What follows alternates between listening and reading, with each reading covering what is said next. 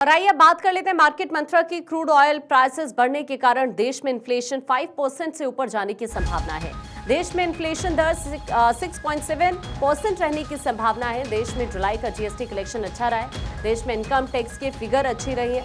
देश में यूपीआई के नंबर और वॉल्यूम से काफी तरक्की देखने के लिए मिल रही है। पाकिस्तान की फॉरेन सिचुएशन लड़खड़ाती हुए फिलहाल नजर आ रही है। तो क्रूड ऑयल प्राइसेस बढ़ने की वजह से देश में इन्फ्लेशन 5% से ऊपर जाने की संभावना है। मार्केट एक्सपर्ट आकाश जिंदल जी इस वक्त हमारे साथ जुड़ चुके हैं। आकाश जी, आपका बहुत स्वागत करती हूँ। आज मार्केट को लेकर सर क्या प्रेडिक्शंस आपकी?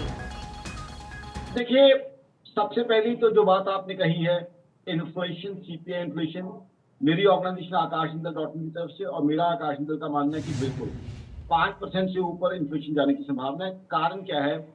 सबसे पहला कारण आज की तारीख में ये है, एज एन इकोनॉमिस्ट जो मैं फील करता हूँ, क्रूड ऑयल प्राइसेस में जो वॉलेटिलिटी रही है, क्रूड ऑयल प्राइसेस जो हाई रही है, साथ ही साथ सप्लाई क्रूड ऑयल की रेगुलर रही है स्टेट ऑफ हॉर्मुज के बंद होने के कारण। वो एक बहुत बड़ा रीजन है, क्योंकि क्रूड ऑयल पे तो सब कुछ, जितना खाने पीने का सामान है, सब क्रूड ऑयल के डेरिवेटिव्स पे ट्रैवल करता है। दूध, सब्जियां, सब डीजल पे ट्रैवल करते हैं। फिर बहुत सी चीजें ऐसी हैं जिसमें क्रूड ऑयल के डेरिवेटिव्स इंग्रेडिएंट का काम भी करते हैं। तो इस वजह से इन्फ्लेशन बढ़ने की काफी संभावना है। उसके अलावा आप देखें, एल नीनो और डेफिशिएंट मॉनसून, उसका भी कहीं ना कहीं इम्पैक्ट आ रहा है। उसकी वजह से भी इन्फ्लेशन बढ़ सकती है। हालांकि इसमें एक अच्छा चीज ये है, इसमें सिल्वर लाइन ये है कि इन्फ्लेशन बढ़ने के बावजूद हिंदुस्तान की डिमांड और कंजम्पशन कम नहीं हुई है।